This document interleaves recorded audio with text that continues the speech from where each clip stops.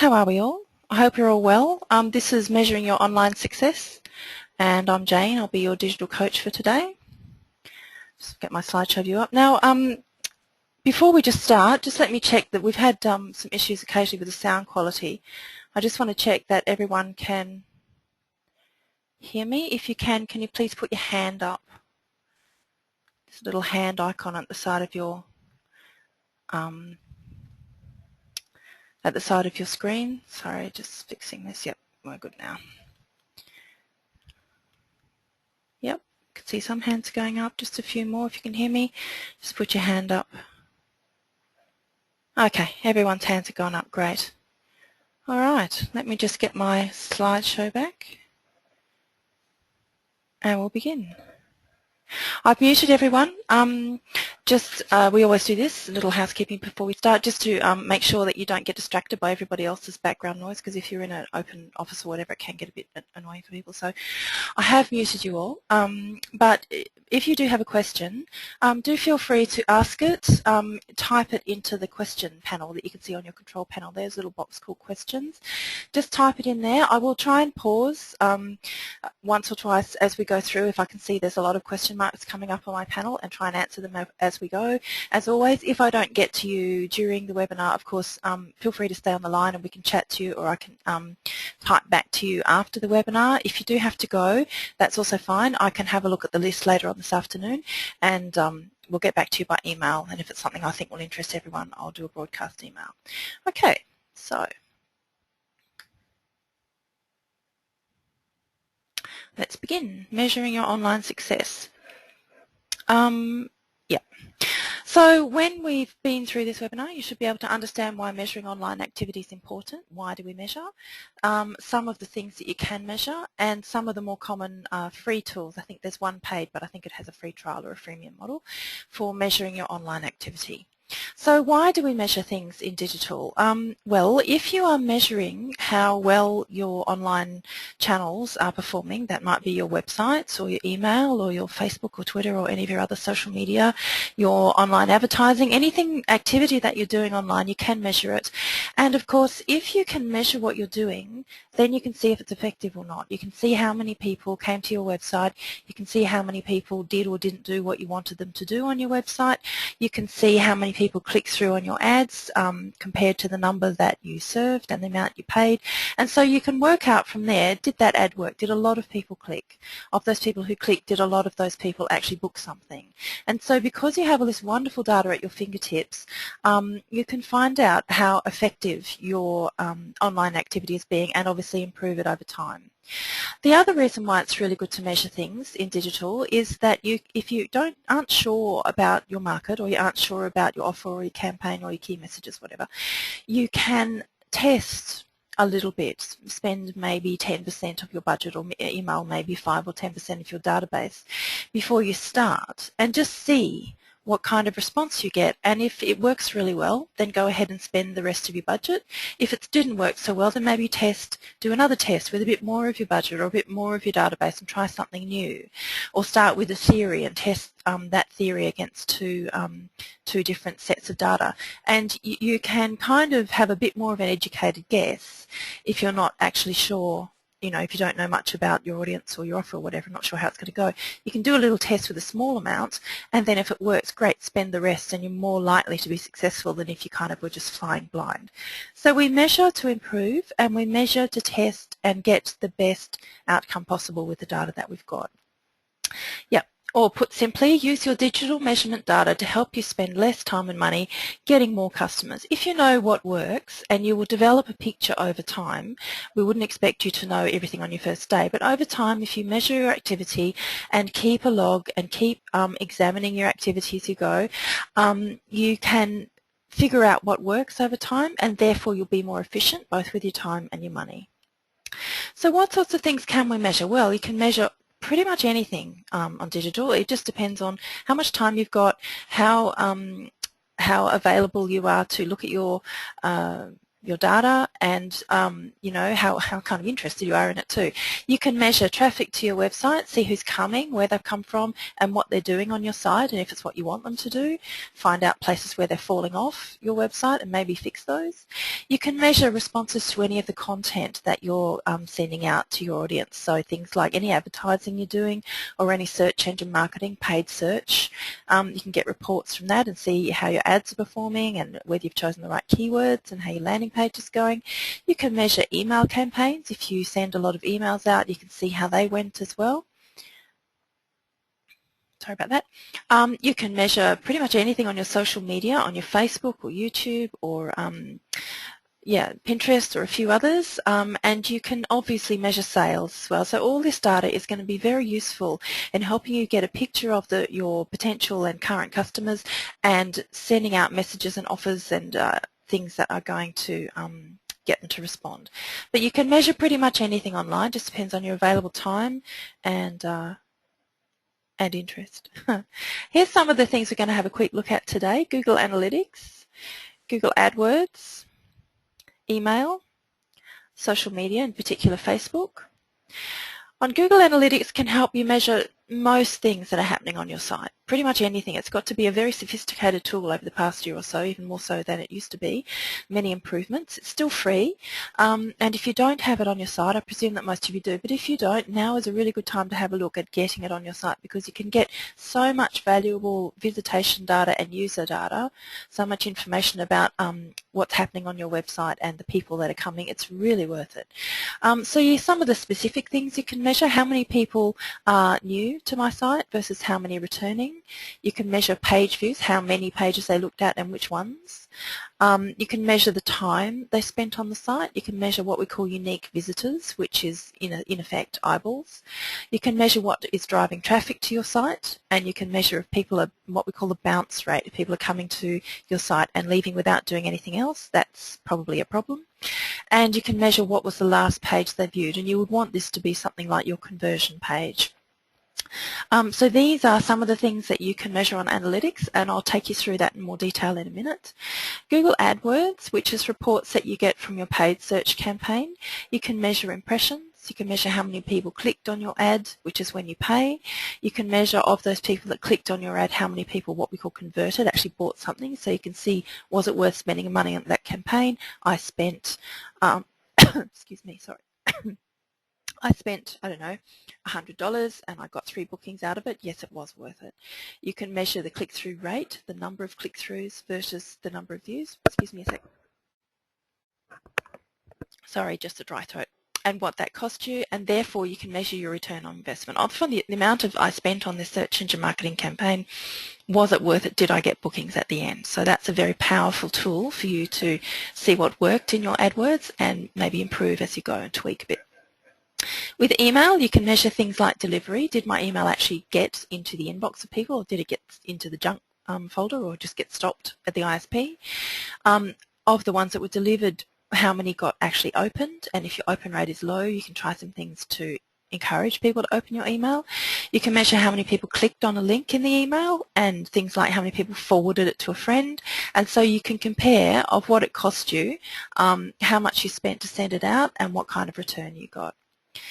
With Facebook, Twitter, other social media platforms, you can measure how many people shared a comment, how many people subscribed or liked you, subscribed to your blog or liked you, or subscribed to your YouTube channel. You can measure how many followers you have on Twitter, and if that's going up, that's probably a good thing. You can measure how many people retweeted you. So if you put out a tweet and someone retweets it, that's a good thing too. You can measure comments on your Facebook page, on your YouTube, on any other social media that allows comments, your blog, whatever.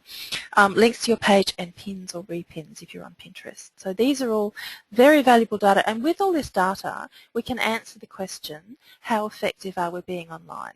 Who's our audience? Are they responding to what I'm doing? Of the money I'm spending, is it worth it? Am I getting the return? So very powerful information. Some of the other ones we're going to be having a look at today that you might not be so familiar with: Google Trends.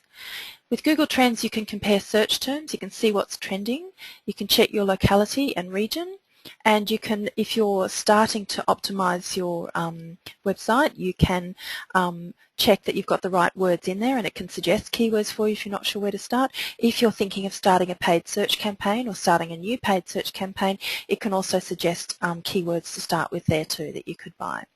Social Mention is a really interesting tool where you can basically follow real-time conversations about your brand, industry or product in real time. And you can measure what's called sentiment, positive, negative or neutral, which can be a good thing. If you've got a lot of positive sentiment measured, well, that's probably good. People are talking positively about you. If you have a lot of negative, you probably need to have a look at why and perhaps do something about it.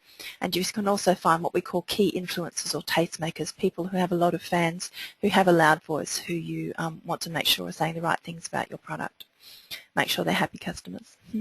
Hootsuite is one of the many social media measurement tools out there and management tools as well. With Hootsuite, again, you can track conversations, you can measure results, you can measure message retweets, posts, comments, trends. It helps you to keep across all your social media platforms if you're managing a lot of them all at once. Hootsuite is a great tool for you. And Wordle is just a quick thing I'll show you right at the end, and it can help you to have a look at the copy on your website. Quite a useful tool. So the main thing I want to start looking at this morning is Google Analytics. I did mention, I presume that most of you already have Analytics. If you don't, I would seriously consider that you do get it. Main thing with Analytics is you can find out where your visitors are coming from, what they're doing and not doing on your site and social media, which gives you obviously better return on investment on your marketing. So here's just a very quick summary. This is the dashboard that you will see if you have Google Analytics, if you're familiar with it, and it just gives you a summary of what's going on the page. So 45,000 people visited this site. UVs, they looked at 80,000 pages in this period of time. I presume it's a month. The average page per visit is 1.5, so they looked at on average 1.5, so some people looked at one page, some looked at two. They spent about 1.25 minutes on the site. The bounce rate is, the main thing about this one is the bounce rate is 71.58%, so 71% of people who are coming to the site are leaving without doing anything. I'd be worried about that. If your bounce rates are over about 40 or 50%, have a look at your site and try and find out why, because it means that they're not, unless they're not doing anything, unless it's a page like a phone number where you expect them to come to the site, get your number and ring you and then leave, that's okay if your phone calls are going up. But if it's, for example, your home page, it might suggest that people can't find what they're looking for and they're going somewhere else. So if your bounce rate is over about 40 or 50%, I'd be having a look at which page is driving that and look at the page and see if you can work out why, knowing what you know about your users and your visitors. The other thing worth looking at with this one is that the percentage of new visits is 90%. So this website, 90% people have not visited before, which means this website is not very what we call sticky. So as you're probably aware in marketing, it's a lot easier to hang on to people, to hang on to customers, than it is to try and get new ones, easier and cheaper. So if this website has about 90% new people coming, I would be trying to get the returning visitor metric up, because this is costing them a lot more effort than this, and if they can make this about 40% and this goes down correspondingly, then they will be spending less effort. They can hang on to these people. They'll be spending a lot less effort and time trying to get new people in the door. So in terms of getting Google Analytics, if you're not familiar with it, it's not difficult to do. The people that look after your website can help you, or if you want to do your own, you simply just go to, the best way to find things on Google, I find, is go to Google and search them, so, because Google URLs change a fair bit. So if you go to google.com and just search analytics, or go to this link here, it will come up with the analytics page and it will say sign up, and you just need to have a Google account, which is basically a Gmail address. So if you have Google Plus already, you've got a Google account. If you have any Google product, YouTube, whatever, you will already have a Gmail address. You can use that one, and it's probably a good idea to use the same Gmail address for all the Google platforms that you're on, because you can start to compare data between the two and cross-measure and stuff. If you don't have any of those things, it's very easy and free to set up a Gmail address. You just need to go to Gmail, or it'll give you the option to set up a Google account, and you just need to nominate an email, a name for your email, like info or the name of your organisation at gmail.com is all you need, and then you just follow the prompts to set it up, and it will give you very clear prompts to do it. it will then send you a piece of code, which is just basically a line of text, and you just have to copy that exactly and place it into preferably the header of your site, the header code of your site. So you will need access to your site code, your HTML code that your site is built in order to put analytics in there. If you don't have access and normally somebody else updates your website, then talk to them and just ask them to set it up for you if you don't have it set up already. Paste into pages on your website. Yep. So it's not difficult to set up, and if you are having any trouble doing it, you want to do it yourself and you're having trouble, of course, your digital coaches here, me and Mirko and Susan, are always here to help you and talk you through it, or you know, if you're having any problems, feel free to give us a call or drop us a line. We're here to help. But yeah, Google Analytics, I would recommend that you have it if you don't already. So I mentioned that it will ask you what you like to track. And nowadays it gives you the option to track both your website, or if you do have a mobile app, you can also put code in that and track that as well, which obviously is going to be very useful data as well. Most of us would probably choose website at this stage, but if you already have that and you want to track an app, then you choose this option. Then it would just ask you for the URL of the website, the industry category, and what time zone you want, and I would select Brisbane obviously, and then get tracking ID, and this is what it looks like. You can see this piece of code here between the word script and /script. It's just all this, and so you would just copy and paste this and put that into pages on your website, usually in the header. If you don't know how to do that, then talk to your people who manage your website and they can easily do it for you. And as I said, I've shown you some of this data so we can find out a lot of really useful data about visitation, as well as the nitty-gritty of how many people are coming and what are they looking at and are there any things I need to be aware of. You can also have a look at what country or city they come from and what language they're in, what browser, operating system, service provider. This is all really useful information. So this website, the majority of its visits are from the US. I would expect our websites obviously to show English US or English GB, because depending on how you've set it. But in terms of the country or territory, we would expect it to be Australia. If it's Japan, then maybe you could be setting up a website in Japan or having a campaign in Japanese or Chinese, or any particular country that is showing a lot of visitation to your site. Other things it can show you, so this particular website, as you can see, this is a map view. There's a lot of visits coming from Australia, and then you can drill down even by city, and you can see there's a lot of visits coming from Brisbane. If you're targeting, for example, a Melbourne market, you would want this to be up here. You can see it does drill down even further. I think you can get the Gold Coast now as well, and so it gives you an idea of where your visitors are coming from. If, for example, China is showing green, then that looks like an opportunity to me for a China market. So have a look at that and see if you can mount a campaign there or figure out why you're getting such high visitation from a particular country and try and exploit that. Traffic sources. Yeah, these are keywords that are driving traffic to the site.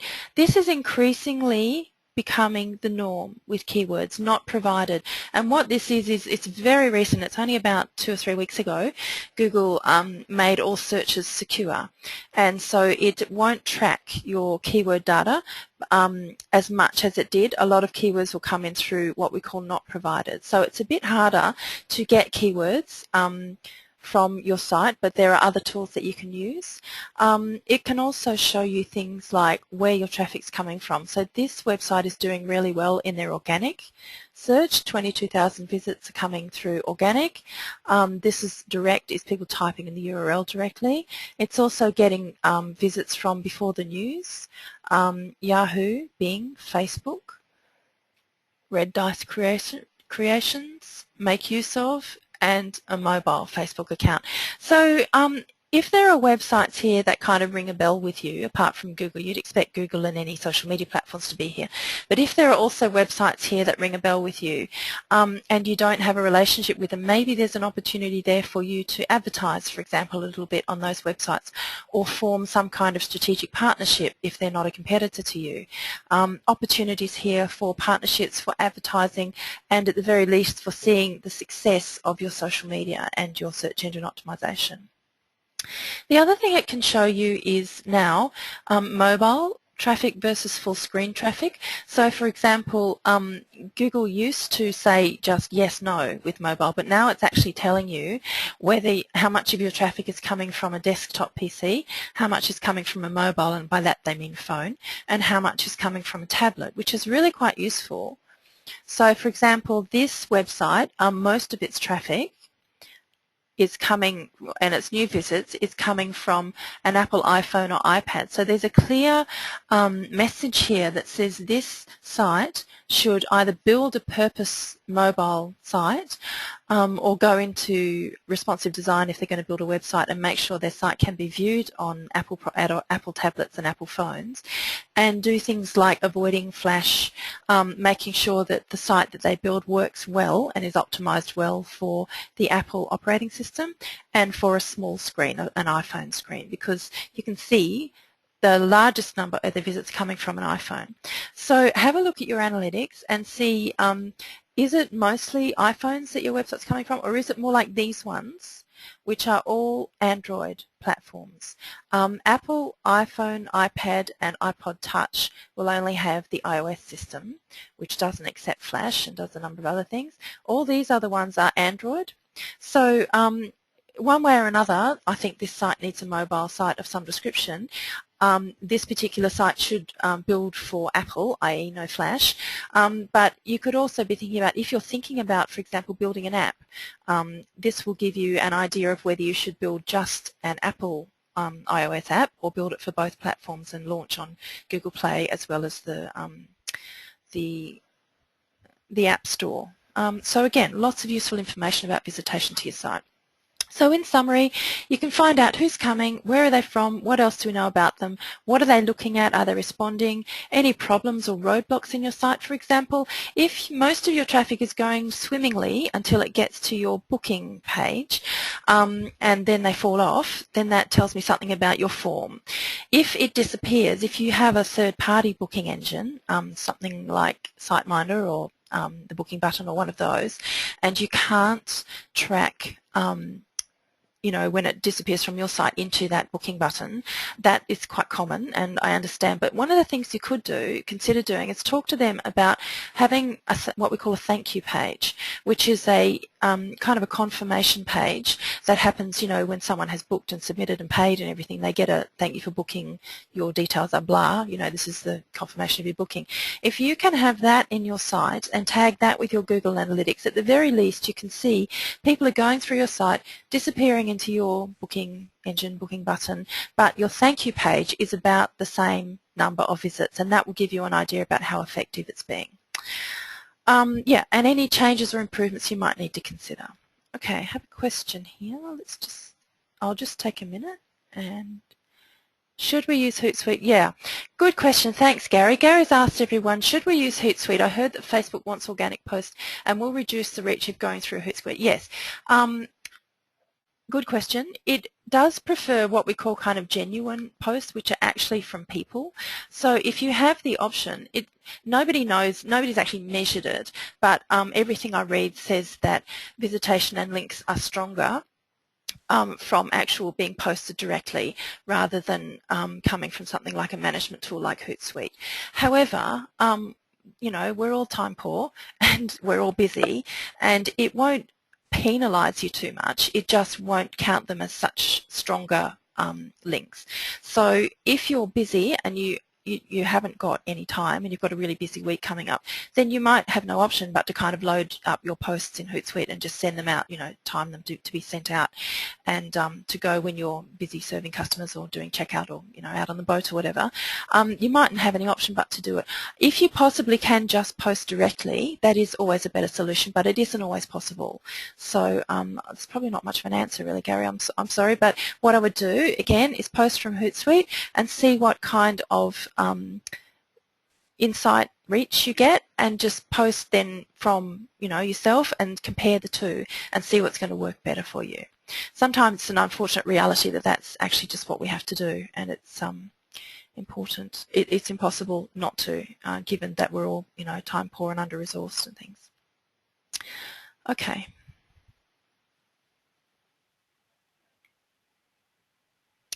Okay, so moving on to Facebook Insights.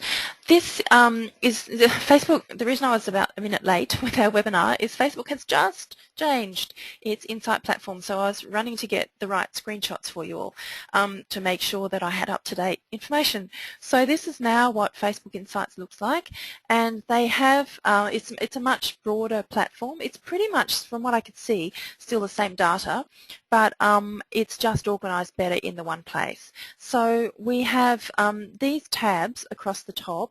Click on them and they will change this information down here. So we've got the overview, which is what we're looking at here. If I click on likes, then it will give me more granular information of my total page likes. That is how many people liked me in the last week. In this case, it's the last week. Give me the total reach of each post. So not only how many people liked me, but also how far I reached, basically. It will give me visits to my page. It will show me which were popular posts and also give me information on the people who like my page, demographic type information on what kind of people they are. So here's our dashboard. This one here has a little bit of work to do in the last week. Maybe they just haven't posted anything, but you can see new page likes have fallen through the floor. We haven't had any, so maybe they need to get on and do a bit of a campaign or a competition or start posting a bit more often so that this graph stops going down so quickly, and it's down 100%, as you can see. So if it were going like this, I'd be more encouraged, but this particular page probably needs to post a bit more, you know, encourage people to like that page, invite people to like the page, that sort of thing. Don't panic, obviously you can't have new likes every week, and this is only a week's worth of data, but if this is happening over a month or a couple of months, then I'd be concerned. You know, you want to keep your likes up and keep them fresh and keep them growing as much as you can, because the more likes you have, the more engaged audience is possible. Post reach, so this is our total reach. This also has gone down, so I suspect we haven't posted very much. Last week we must have put a post in. This week we haven't posted anything, and as you can see our reach has gone down as well. Only 2 people engaged. We had 1 like, 1 comment, shares and post clicks. So not great engagement either. What you want is for these to be high, because as we know from social media, the more people do something with your post, the longer life it will have. So the more people like a post that you put up or comment on it, or even better, share it with their friends on Facebook, the more what's called your edge rank will increase, and the longer life your post will have. It will stay at the top of people's news feeds for longer if it's got a lot of engagement. So this metric is really important. Everything that you post, you want people to do, not everything, but you want people to do something with your post, like it, comment on it or share it. So try and get this metric up if you can. But as you can see, this is just called Facebook Insights, and if you log on to the administrator part of your Facebook page, you can just see that this dashboard option, just log in, it will give you this, and then you can drill down using these tabs across here into the data to find out about your posts, your visitation, what kind of reach, whether it's increasing or decreasing, and if any new likes that you've got. All very valuable data, because it will tell you what posts are working and what are not. If you post something up and it looks like this, and you do something similar and it still looks like this, and you do something similar and it still looks like this, that's a message to me to say I need to change what I'm posting about because people aren't interested in this. So either do some research or think of another idea for posting and put that up and see how it goes and see if it improves. But again, without data, we can't tell how well we're doing. So this is a great way to kind of benchmark and see, okay, we didn't do so well last week, but we put this one up this week and it's gone gangbusters, so that gives us an idea of what kind of information is going to be popular with our audience.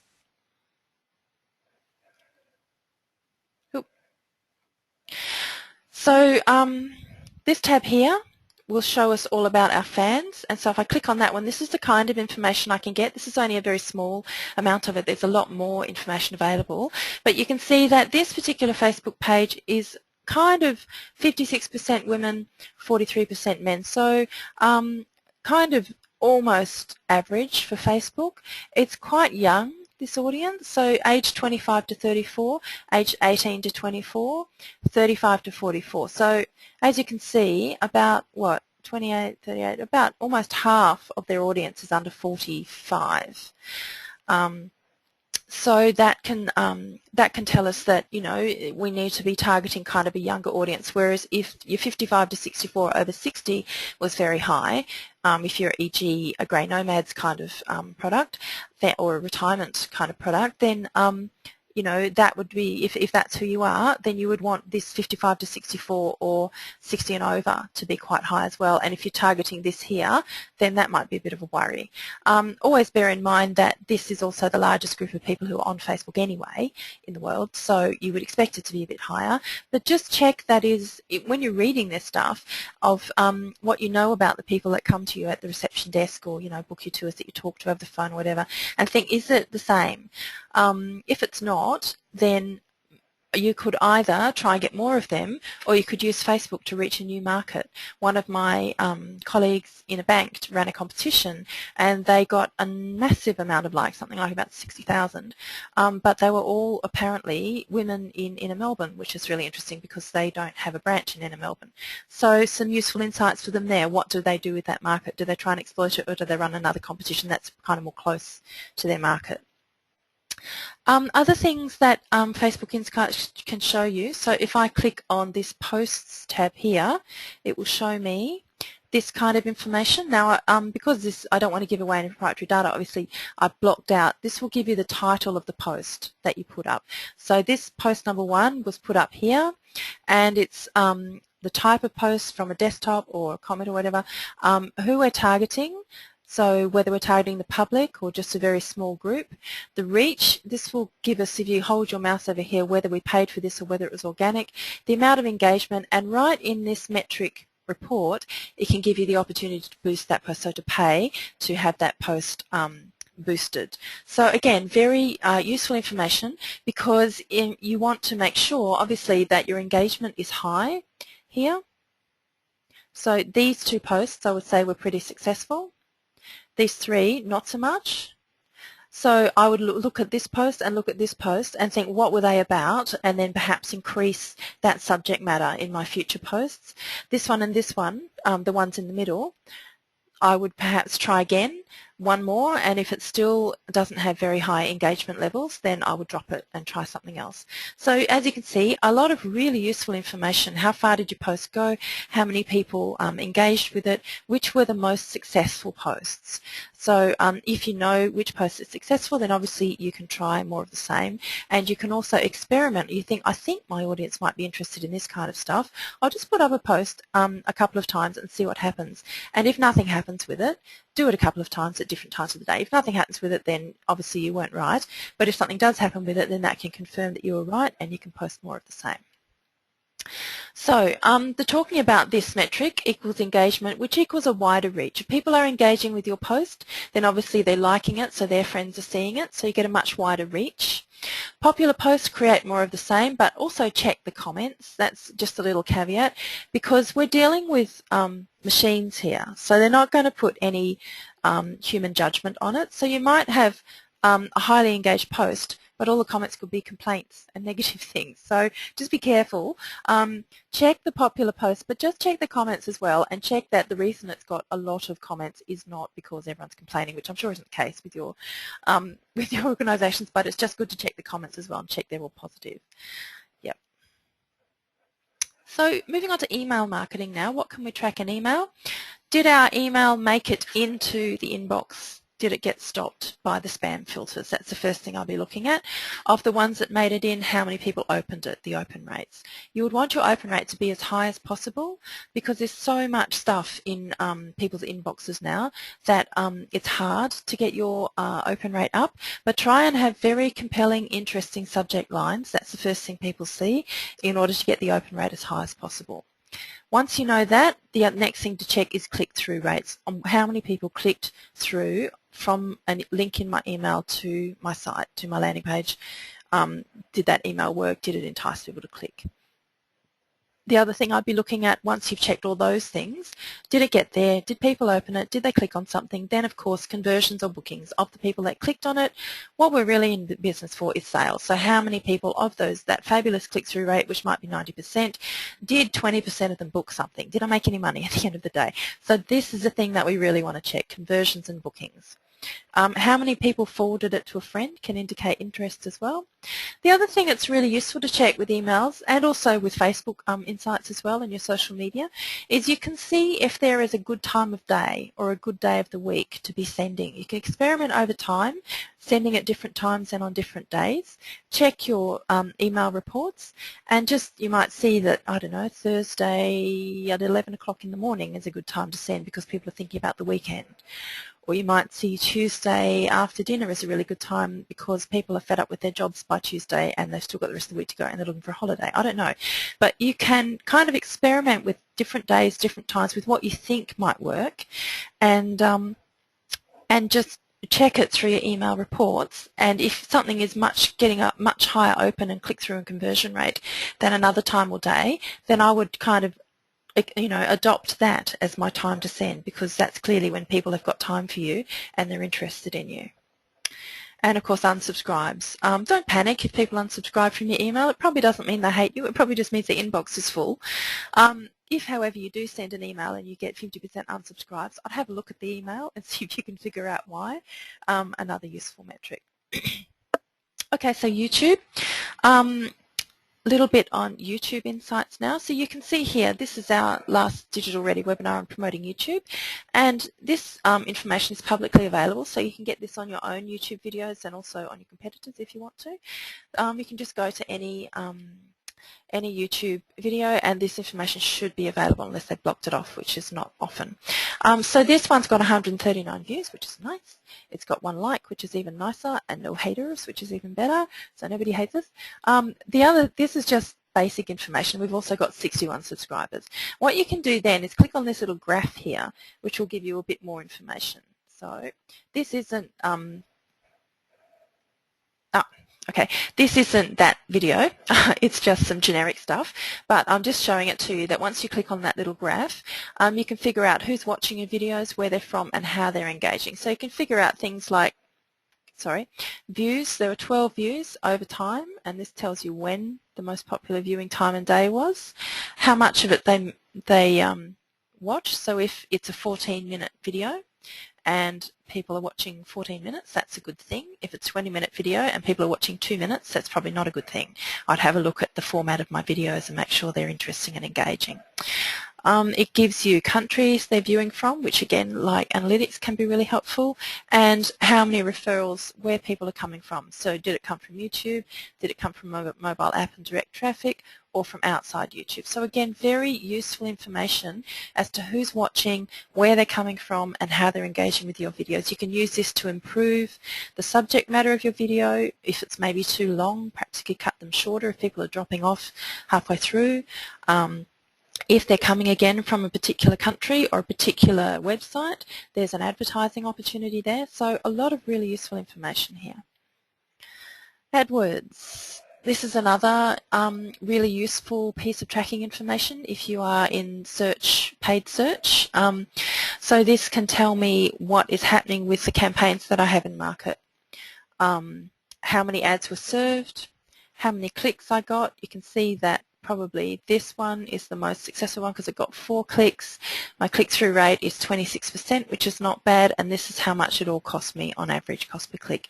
This is the position of my ad, so 2.4 means it's kind of in that right-hand column of paid ads. If it's like 6, I'd be worried because that's kind of right down the bottom. We want to be on right up the top if we can be. So 1 or 2 is good. This is okay.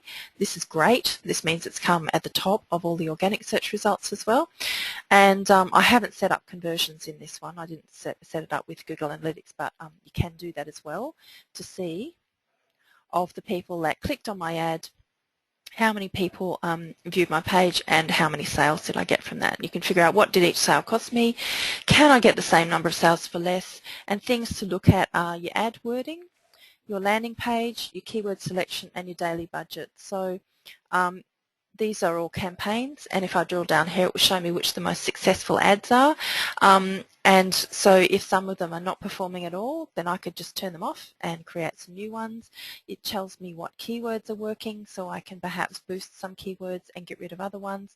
All sorts of really interesting, quite complex but nonetheless useful information on how my ad campaign is performing.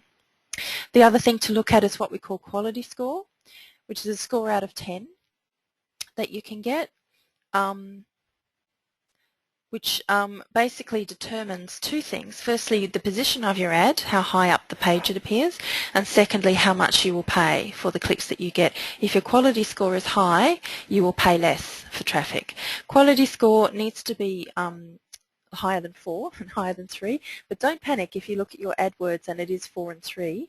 You can change the keywords that you have in your landing page, the keywords that you have in your advertisement, and also your budget, and it's not difficult to get your quality score up to 7 or 8. I've managed to do overnight just by tweaking a landing page, some ads and keywords, just having a really good look at are the keywords in the ad and are they in the landing page, and having a look at my budget and seeing if I could take some from somewhere and boost my budget a little bit, and I've got it from 4 to 8 overnight. So it's not hard to do, and you will want it to be as high as possible because it will affect how high your ad shows when it shows on a search engine results page, and also how much you will pay per click. That will be less if your quality score is high. It's all about relevance, because Google wants to send people to sites that are relevant, and so you want to make sure that your ad, your keywords that you've chosen, and your landing page are all very relevant to each other.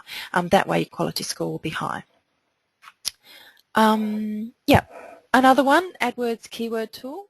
So this can basically suggest keywords for you to buy in a paid search campaign, but also keywords that you could optimize for in your search engine optimization. So remember I said with analytics that's largely stopped referring keywords, which is a shame, but it's gone. There's much we can do about it. But you can, for example, put in a keyword like a general one like whale watching or whatever your business is about, and maybe the location, e.g. Gold Coast accommodation or, Toowoomba accommodation, whatever, and it will suggest keyword ideas related to that term whale watching, and you can get an idea of if a lot of people are buying that keyword, it will be quite expensive, so high, and also what kind of searches are happening on it. So obviously you would want something ideally with low competition and high local searches, and also approximately if you were going to put this into a paid search campaign, what you could be prepared to pay. So a lot of useful data here. You can see there's trends here, so whale watching Sydney, whale watching Victoria, whale watching Hervey Bay, Brisbane, whale watching Redcliffe. There's an opportunity here if I live in Hervey Bay to select this one here, Hervey Bay whale watching and whale watching Hervey Bay, and use those in a paid search ad, and possibly Brisbane whale watching as well. So there's something that's telling me straight away that I could be able to include in my paid search ad or optimize my website for with SEO. There's a whole lot of information in the keyword tool. Again, if you're not familiar with it and you want some coaching on it, do feel free to give me or Susan or Mirko a call. More than happy to help. Google Trends is another really interesting one. I found out the other day that Google Trends has actually accurately predicted the outcome of the last 3 US elections, which is really amazing, just based on search data. Movie companies in the US, when they're releasing a new movie, they also use it to predict extremely accurately how a film is going to go the first weekend, and the first weekend is when they make all their media buying decisions and things. And previously they were kind of a bit flying blind. They would release it and just hope that it sold the first weekend and publicise it as much as they could. But nowadays they go to Google Trends, and based on the search data there, they can, and things like interest over time, they can just see how it's going to perform. So why is this useful for us? Well, I can put in a search term like wedding, for example, and what this is showing me is the number of searches for the term wedding over time.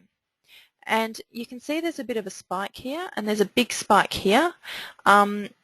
And also honeymoon. You can see honeymoon is kind of flatlining. So if I'm not sure whether I should be buying or optimizing my website for the terms wedding or honeymoon, this can give me an idea of which one is going to be better. And then it can also tell me things like apparently no one gets married in the Northern Territory because no one's searching for it in wedding. But if this is very dark in Queensland, that can tell me for this point in time that a lot of people are interested in weddings around about July, if that's when I'm doing it. It can also suggest, again, related search terms for me. So wedding dress, wedding dresses, wedding anniversary, wedding ideas, gypsy wedding. These are popular searches at the moment around the word wedding. And so if that relates to my product or a page on my site, then I can optimize that page or maybe buy the keywords as well. But a lot of useful data where people are coming from. We can even drill down here to cities if we want to, as well as just finding out the state. We can also show you cities, and it doesn't just show Brisbane. It does show some of the major regional centres as well, which is really great. And you can add as many terms in here as you like. I think you can add up to 6 and get some really interesting insights about the whole thing. I've limited it to Australia the past 30 days. You can track it over a year if you want to. You can do it worldwide, whatever you like. Again, if you want coaching on this one, just give me a ring. I'm more than happy to talk you through it if you've got a specific search term in mind you want some help with. Social Mention is another really great tool that I really like. It's free, and what it can do is track measures of sentiment over time. So again, I've put in here whale watching, and I've hit search, and these are posts in real time that are happening right now. So this is 6 minutes ago, 9 minutes ago, 10 minutes ago, 13 minutes ago, about whale watching. So someone said a beluga whale has learnt to imitate Hugin. Sounds like he must have been watching Toei on ITV2. Whale watching today in Victoria with blah, and this thing popped out of the water, catfish. What was watching a whale today in Victoria, so this is all about Victoria whale watching. So that gives me an idea of what the conversations are around whale watching at the moment. So you could put in here your brand or your product or your industry and just see what conversations are happening about it in most social media platforms, social measure will measure. So you can see this is all Twitter, because it's got a little Twitter icon here, but it's also, we'll measure Facebook, blogs, Pinterest, heaps and heaps of conversations that are happening in real time. So if there's a lot of stuff going on here that says, wow, fabulous experience whale watching in, I don't know, Hervey Bay or on the Gold Coast, you can think, great, people are really happy. If though there's a lot of complaints, although that might be a bit hard to read and, you know, difficult, it at least lets you know what people are saying about your industry or product or brand, and it gives you a chance to do something about it, because obviously you can click through to this post and see who's made it and perhaps, you know, address whatever the problem is. If it's a complaint or a problem with the product or whatever, you'd rather kind of know about it in order to fix it up than kind of not know and be blithely carrying on and losing customers. So very powerful tool to show you conversations that are happening in real time about any keyword that you put in here, really. And I mentioned sentiment before, so you can see here positive, neutral, negative. So most of them are either positive or neutral, which is a good thing. If negative is very high, then that would be a worry. You'd want to have a look at the individual posts and find out what the problem was. Bear in mind, though, that it doesn't measure irony. So it's a machine, okay? And so if someone says, oh, great job, you know, guys, being sarcastic, great job are positive words, and so it might list it as being a positive comment when actually it's not. So again, I would always read these as well and just see what people are actually saying. But anyway, sentiment can be quite useful. Top keywords, McDonald's, comedy, TED. So these are keywords about this. Sorry, these are top keywords on Social Mention at the moment. Oh, it looks like I'm flicking through. I'll just wait for that to load, and if there's time at the end, I'll come and give you a live demo. Here we are, let's go back. And top users. So remember I mentioned tastemakers or opinion formers before. So these are people that will be commenting most about the keywords that you've typed in here. So if you've typed your brand or you know, your unique product in here, and there are people here that are commenting a lot, as you can see this one's 100, they might be people that you might want to woo a little bit or contact directly and say thanks so much for all those positive mentions, really appreciate it, maybe give them a little reward or something. Because people that speak positively about your product on social media that have a lot of people following them are obviously going to influence a lot of decisions that potential customers make. So if you do find there are some top users who are commenting favourably about your brand all the time, then you know it might be a good idea to perhaps have a look at who they are and reward them and thank them. Alternatively, if there are people who are complaining about your product all the time and they have a loud voice, then obviously you want to know about that because they have the power to kind of sway public opinion, and so you'd want to make sure that you're addressing their complaints if they have them. So I'm just getting a message about audio quality. Is everyone okay? Can you still hear me okay? Can you put your hand up? No, it's all okay? Yep, hands going up? Okay, great. Let me know if not, because as I said last week, we did have a bit of problem with the sound. So having said that, we are recording today, so you can go back and view the recording if you have time and want to, and it normally comes through fine on the recording. But if you can't hear me, just send me a question or send me a chat or a text. Okay, so that's social mention. It's free. It's really powerful. I'd go and have a look on it just for interest, if nothing else. Hootsuite, as I mentioned, Hootsuite, really great social media management tool. Can give you all sorts of really, really great information on, this is one just for Twitter, but you can also load up many other social media platforms in it too. I won't go into it in huge detail, I'm just mentioning it today because it's quite complex and there's an awful lot of great data you can get from it. But if you have a lot of social media platforms, and by a lot I would mean maybe more than 3, or if you're finding it difficult to manage even Facebook and Twitter, consider Hootsuite. It's not hard to use and there's a lot of great tutorials on there. You can basically connect it to your social media platforms and then just have on your computer, or I think it's even on your phone now, just a real-time dashboard as to what's happening. So if people are saying stuff, if people are responding to your Facebook post, you know, and you can see what the posts are, you can see traffic spikes, all that sort of stuff. It's really useful.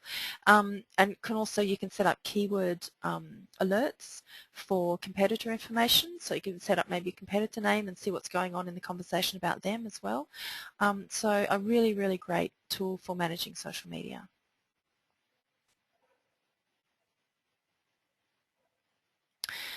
And the last one I wanted to show you today is one called Wordle, which is basically not quite so critical now that keywords are not the critical thing in SEO. They're still important, but the main thing for everything I read with Google now is regularly refresh content. But obviously, you still need keywords in there, and you still want to make sure that your website pages make sense. So I think Wordle is still worth it. What it does is it measures the density of words on your website page or your blog post or your piece of content, whatever it is. So it measures the number of particular words on your text.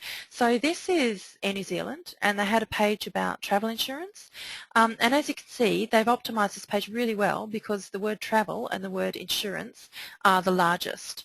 So the larger the word on the report that it gives you, the more numbers of those words are on the page. So there's a lot of travel, there's a lot of insurance, there's a lot of Zealand, there's a lot of new, which is kind of what you'd expect. Travel insurance New Zealand is what they should be optimising for. So they've done well. So what you can do, and I will show you a live demo with this one because it's really quite fun. To me anyway, I hope it is to you. Okay, so Wordle, so we've just pasted a bunch of text. It's just wordle.net. Again, if you can't find it, you can just Google it. This is the actual text that's on the page, and when I hit go, it will tell me that Java is out of date, so I'll run it this time. We love technology because it never changes, not. And there we are. There's my Wordle, which is about the same because I haven't changed the text at all. So what you could do is if you've got a landing page or an About Us page or a page that you're trying to optimize for Google, copy the text, paste it into Wordle, and just generate a little report like this. Looks quite pretty as well. But if your largest words are things like and or but or the, then maybe you want to have a look at your copy because it might be a bit kind of clunky and heavy, and you might need to shorten it a bit and make it a bit more punchy and put in your brand name a bit more. Again, as I said, not so critical now with SEO, but certainly important for making sure that your copy as well is good, and it doesn't hurt to have a bit of a health check about the copy on your site. Okay, so we just do have a minute or two, so I can actually show you a live demo of social mention. So this is social mention. I've put in whale watching. I've got a Facebook post, another Facebook post. The red button means negative, so I've got a negative. I've got a positive. I've got 2 positives. Longfin pilot whale. So this is all Facebook, but you can see it goes to pages and pages and pages. So I would expect to see other social media platforms after this too. And you can obviously go back a bit now, which is great. So you can sort it by date, you can sort it by time of result, and you can see things like generally positive. So this is 26 positive to 1 negative ratio, so generally positive, so that's a good thing. Quite strong. So if people are quite passionate about something, if it's, I don't know, the footy or something, this will be probably quite high. People not yet passionate about whale watching, although at least not on social mention. Yeah, 35% passion, not too bad, and quite strong. And the kind of reach, the range of influence that you've got. So quite a high reach here, which is great. Mostly neutral. Neutral's not bad. If this was high, if this was 187, I'd be having a look and trying to find out why. I would think it would be highly unlikely in your case, but you just never know. Top keywords, here we are. So whale, watching, whales, link, delicious, saved, watch. So humpback is another one. So these might be ideas for keywords that you could either buy or make sure are in your website. Here's our tastemakers, illusions, okay, and here's our, if you're on Twitter and there's something relevant to you in here, you could put that as a hashtag in your Twitter, and these are the platforms that most of the information is coming from. So if you consistently see that YouTube is a top platform, for example, and you don't have any videos on YouTube, maybe there's a hint there that you could put some up. Similarly with Flickr and Facebook. So a lot of really useful information here. What else can I show you? Yep. So that kind of concludes our brief webinar today on measurement. I've shown you, as you've seen, a lot of tools. There's a massive number of tools out there. I've just shown you a few of some of the main ones. If you have a specific measurement problem or question in mind, as I said, do feel free to get in touch with us. Our contact details are at the end of this slide, which I'll just show you now.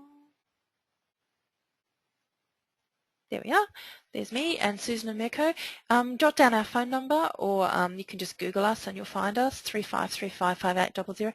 Do get in touch with us. We're more than happy to help you with either setting up a measurement tool or interpreting it to benefit your business. You can, if you've got data and you're not sure what to do with it and you're drowning in it, let us know. We can talk you through it and maybe give you some insights as to what else you could do on your business. So feel free to get in touch if you're needing help with your measurement. But just before we finish, a couple of little hints for you. We always have this slide now about copyright, so make sure that you are using images that you have permission or that you own. Best not to use Google for images, because not knowing is no defence, unfortunately. If you use someone's image you don't have permission and they do sue you, saying that I didn't know won't be a defence, unfortunately. So it's good to use your own images, take your own, or stock images media with licensing like iStock, Shutterstock or Getty Images. If you want more help with any of your marketing things, there's the Tourism eKit, which has just been updated, so there's a lot of really great information there to read or to watch a video. There's a big marketing guide, TQ Resource Centre and the Better Business Guide. Of course, as you probably know, we have workshops, we have one-on-one mentoring and a phone or email coaching service with anything at all, digital-wise measurement or anything, and these webinars will now be live on YouTube as well. Here are the workshops that we have, and many of these have webinars on them as well. If you don't have time to get to a workshop, you can go to YouTube and just watch the webinar at your leisure. And every Tuesday at 11, our next one is Instagram, followed by Writing for the Web, which is me again. If you haven't registered for either of these and you would like to and you're interested, just go to our Queensland.com Digital Ready website. It's very easy to register, as you found out because you registered for this one, and feel free. They're free, there's no charge, and they're really worth it. That's all I have for you today. Thanks everyone. I'm happy to stay online a little bit and take questions if anyone has a specific question relating to them or a question on anything we heard today. Otherwise, thank you very much for attending. Really glad you came, and hopefully I'll see you at Writing for the Web. Thank you. Any questions at all? Type me a question, raise your hand and I'll unmute you, whichever you prefer. Questions, comments? More than happy.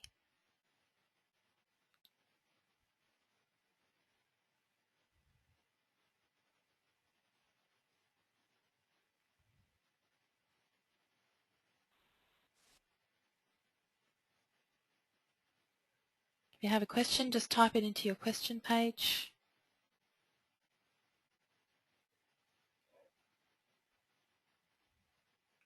Okay, well thanks everyone for attending, and hopefully I'll see you at the next one. Oh, a couple of questions here coming through. Julia.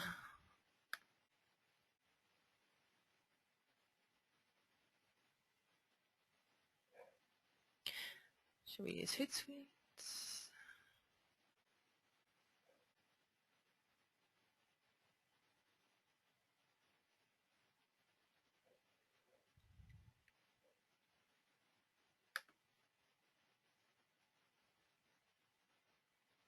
You're welcome. Makes sense. You're welcome. Oh, Hummingbird. Yes, Gary, thank you.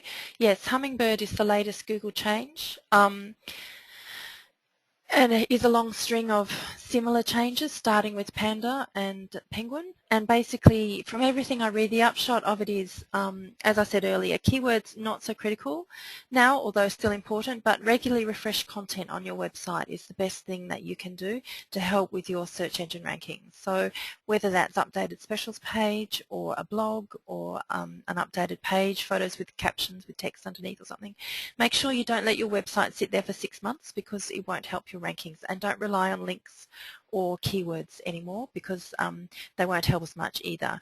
Refresh your content regularly, make sure your site is up to date at least once a month if you can. If you can manage a quick paragraph once a week, even better, but I understand we're all kind of time poor, but at least once a month. Don't let it sit there for 6 months. You're welcome, Julia. Yep, if you don't have to watch the recording to go over some things. It should be live on YouTube this afternoon or soon. If not, you can just ring us and tell us what you want to know or email us. More than happy to help you, Taryn. Any other questions?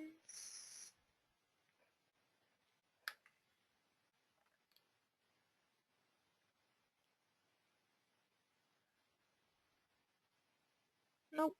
Okay, well thanks everyone for attending, and we'll see you soon. Bye-bye.